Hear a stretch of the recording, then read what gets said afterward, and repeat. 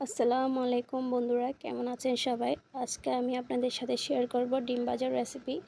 প্রথমেই নিয়ে নিচ্ছি পেঁয়াজ কুচি, দিয়ে দিচ্ছি কাঁচামরিচ কুচি, এখন দিয়ে দিচ্ছি পরিমাণ মতো লবণ।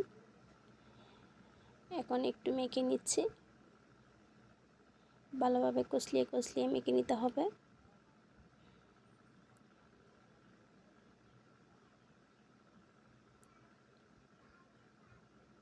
এখন দিয়ে দিচ্ছি ডিম।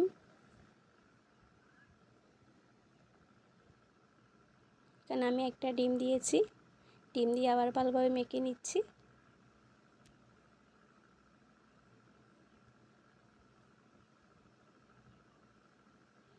এখন চুলায় প্যান বসিয়ে দিয়ে দিচ্ছি তেল। তেল গরম হয়ে এলে দিয়ে দিচ্ছি মেখে রাখা ডিম।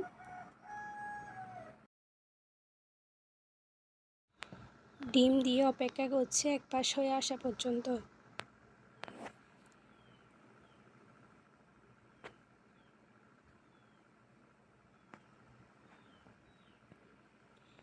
এক পাশ হয়ে এলে উল্টিয়ে দিচ্ছি।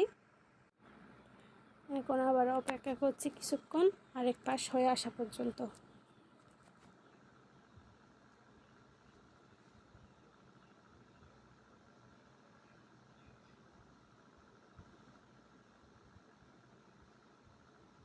এখন হয়ে গেছে আমার ডিম ভাজা কমপ্লিট।